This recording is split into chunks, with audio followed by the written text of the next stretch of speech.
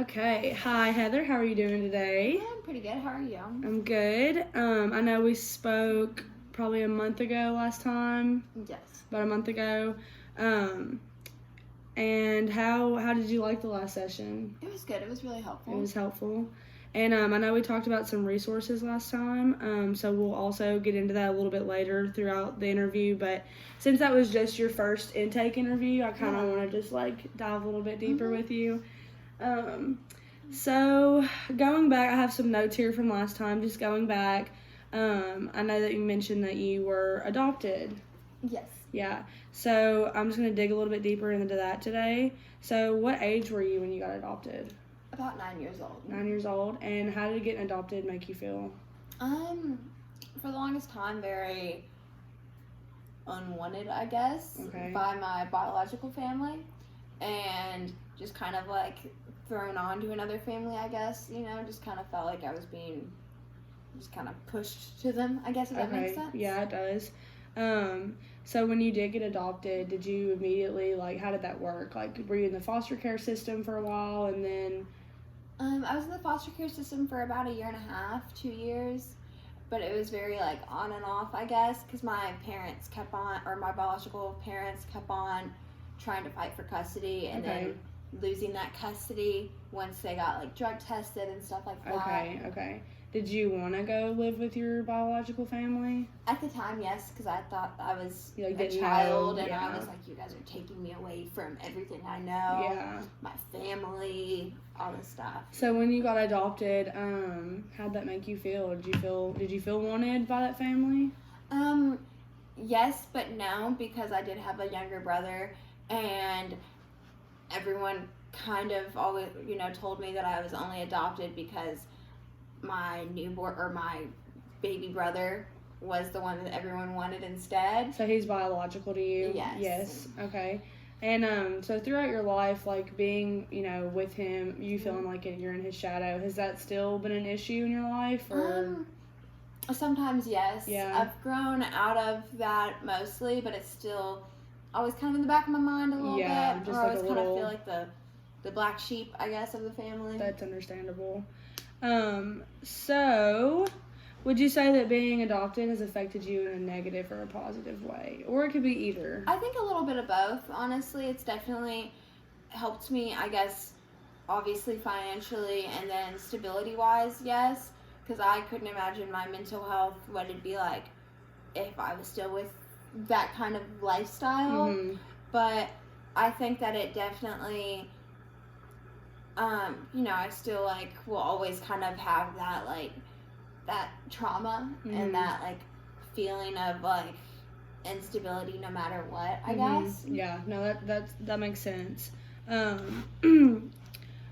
and then I know you said your birth family, when they tried to get custody back, they would fail the drug test and stuff. So do you still keep in contact with your birth family? My biological mother's her part of the family, yes. My father, no. No, not your father. And do you have any other connections through your mom that you any family besides your mom? Oh, yes, definitely. I have, I guess, her whole side, my grandma and I are really close. My cousins from that side, all really close. So you kind of have two families. Yeah. Okay, that's nice. Okay, and who all's included in your adopted family? Obviously my biological brother and my adopted mother and father, but they don't really, their parents have all died or just lost contact with them. So you two are their only adopted? Only adopted kids, okay. Yes, my mother does have a biological daughter as well. Oh, okay. Does she live with your brother? No, she is probably about 20 years older than I am. Okay. So she lives in Virginia. Has her own life and stuff. Do you ever talk to her? No. No, not really. Talked to her maybe once in my whole life. All right. And let's see. Okay, how does your adoptive family treat you now that you're because I know last time we talked about you kind of being out of the house for a while with college. So do they still keep in contact with you? Do you still keep in contact with them? I talk to them probably about once a week. Most of the time. Okay. Try to at least give a phone call to this is what I'm doing. Do they still help you financially or anything? Yeah, they they pay like my phone bill and stuff like that, but I do pay my rent quite a bit with yes. quite a bit of yourself, yeah. And how does your like birth family feel about your adoptive family? Has there ever been any like issues between? I think my mom had a little bit of like, my biological mother had a little bit of like animosity, I guess, but she was also very grateful. Understandable. She was very much like, I'm grateful that they adopted you and that you are happy with them, but also since I do tell her when I'm upset with my adopted family, sometimes it's more of like a protective Mom instinct, yeah. What are they doing? Yeah. That kind of thing, so. Well, that's nice that your mom has kind of, you know, like still been in your life and stuff like In my that. corner. Yeah, so like if you ever feel like, you know, earlier you said unwanted, you always have like a little second family to go back to, so that's nice. And do you feel like you being adopted has like affected your relationships or like friendships or anything like that? I think it definitely has. Just still, like I said, like those attachment issues or feeling like, I guess going along with that like anyone will leave me again, okay, or feel like just push me to the side, or I'm constantly just, like I said, like if one person doesn't like want to text me fast enough or like hang out with me, I'm almost like, I'm never gonna see them again. Yeah. Like, oh my gosh, they hate me, this kind of thing, or I'm, you know, a trash human because of, and then insert some like an insecurity thing. Okay. And are you in a relationship right now? Yes. How's that going? Pretty good. You know, I still have those like feelings again. Like anytime he doesn't want to hang out with me, in my head I'm like, I'm never gonna see this man again. This is the end. It was nice knowing you. Yeah. And then right afterwards, he's always like, no. And I'm in my head, I'm still like, you know, it's still just something that's hard to, I guess, go away.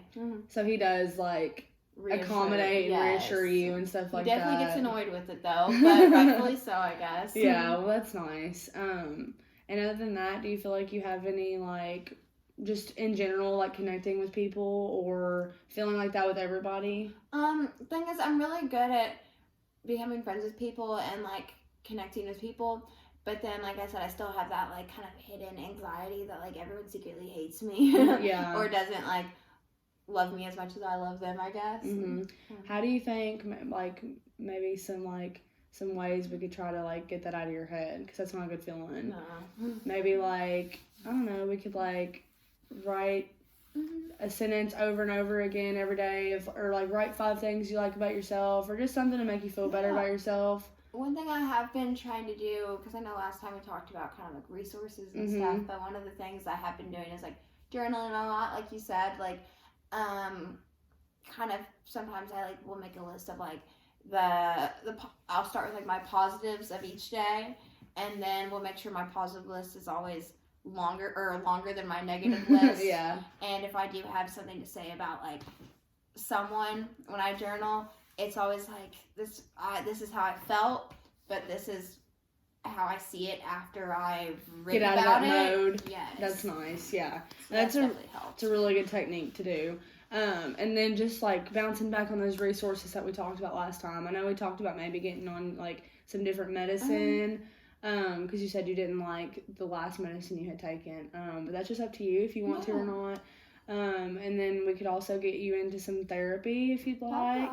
And also I know you said that you like pay for everything on your own, and like you know, you get help a little bit here and there, but for the most part you're pretty independent. Yes. So we could also look into some resources like with helping you with rent, or just, you know, something to help you out. Are you working anywhere right now? Yes, I am. You are? Where are you working I'm a server at the bistro. The bistro? Yes. Okay. How do you like that so far? I like it right now. I'm training right now. Okay. So I'm still kind of getting the hand of, you know, the handle on everything. Okay, yeah. But it's definitely a lot better mentally for me than my last job, because I felt like, again, I almost kind of felt like I was always doing something wrong at my last job. Like, I enjoyed everyone that worked there, but it was definitely like You felt like picked on? Yes. Okay, but like you're here, like singled I feel out. like it's very, I don't know, neutral. Like, everyone's on the people that aren't on the same playing field are very like accommodated. It's like trying to help. Yes. That's nice. And you said, I know you're training. How long have you been there for? About 4 days now. 4 days? Okay. And then was the last job, I know you said the mental health, is that pretty much it? pretty Yeah. much sums it up. It just, I didn't want to leave work every day just kind of sad. In a bad mood. Yes. Yeah, no, that's understandable. Well, I'm glad that you like your new job. Mhm. Hopefully you'll make some good money. Do you like serving? Yeah, I do. I like talking to people a lot. Yeah, is that so do you have any like issues with your coworkers, or like I know sometimes like I know you have like anxiety and Yes. stuff. Do you ever get like anxious when you like have to talk to a table or like anything like that? Yeah, sometimes I feel like, at least right now, especially because it's a different kind of serving, you know, it's a different kind of, I guess, people that go to this restaurant. But my biggest issue is I always feel like sometimes I'm like trailing off or being awkward, and then I get anxious after that because I'm like, oh no, is what I said to that table like okay, or are they gonna judge me? But then I kind of have to remember I'm most likely never gonna see these people again. Yeah. And the masks definitely help too. The masks do help. Yes, Yeah. because sometimes I forget I'm smiling, or I will try to be making those Like, facial expressions yeah, to and like help nobody connect. can see it. Yes, 'cause my issue is like I'm a very like expressive person, and it used to be that would help with a table because they could really see everything. But sometimes now I'll be trying to use that to connect with people, and then I'm like, and then they you can't see use me. it. Yeah, that does. But sometimes stink. it helps when I do get anxious, and you can sometimes tell with my face I get Uh-huh. anxious. So it's nice because you can't see. You half can't the see face. it. Yeah, I Yes. know that's nice. Kind of like a little like bag over your head. Yes. Yeah, I feel the same way. It's like with the mask, like covering me. I do like I do like when people show me their facial and then like sometimes they don't, so that's nice. And then I know last time we talked about like confidentiality and stuff like that. Yeah. That goes for this video also. Okay. I will just be showing one person in my class to peer review this, and then my professor. Okay. So other than that, this conversation will stay between me and you. And then also I would like you to sign this informed consent for me just before we Yes.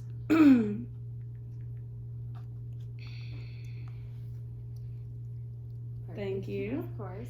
All right, and then we will schedule another appointment for you. When is your I know you said you just started, so you might not know your work schedule yet, but is there a day that you can think of that we can maybe meet so we can kind of get these resources going for Yeah. you? How about like I'm free every Monday. Mondays? So prefer maybe like sometime in May. May. Okay, May on a Monday. Let's see. Let's go look at the.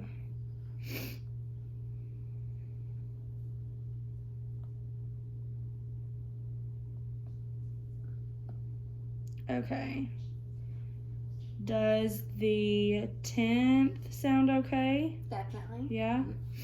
Okay, and I will have a list of preferred therapists and also preferred psychiatrists for you. Okay. And if when you go into the therapist, she'll also, if you would like to get on medicine, she'll also give you a referral for some psychiatrists and stuff, so we can help you kind of get used to your new job and stuff like that.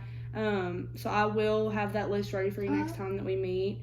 And just until then, just keep doing your journaling and just have fun with work. I appreciate it. All right, thank you.